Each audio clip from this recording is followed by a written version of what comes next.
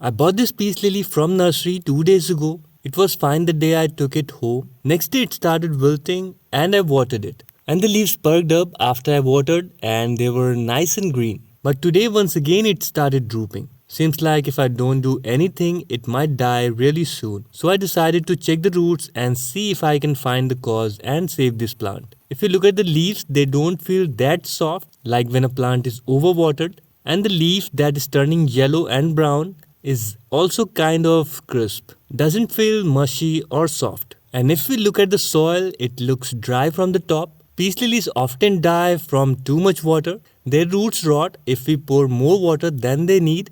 And that's the reason I don't want to water this plant again. If it's already having too much water, adding more water is going to kill the plant.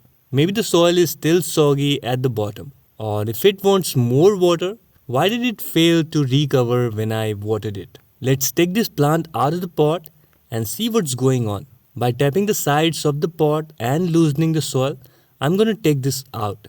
But this feels really hard. Soil feels so dry and it's compacted and it's hard to even take it out from the pot. Carefully, with patience, I'm going to remove soil from the sides and take this out.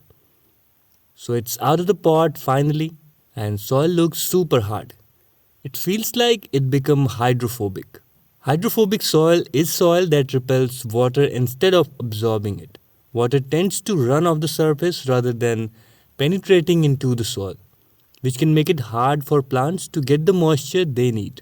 And this is what happened with this one. When I watered it, it didn't soak the water properly. I'm going to remove all the soil from its roots by soaking the soil into the water because it's hard and washing all the soil from the roots. So after cleaning the roots, this is what we have now. There is a dead leaf. I will remove it from the bottom. And I'm going to keep this plant into the water.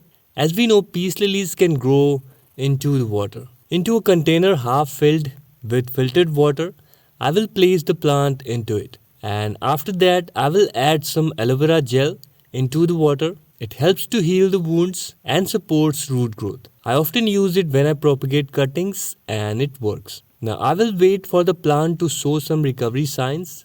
Let's see what happens after a few hours. So after 3 hours, this is how the plant is looking. And I'm happy to see that. Leaves are holding back their shape again. Looks like it's trying to get back. I will monitor the progress. Let's see what happens next. So this is the day 3 of saving the plant.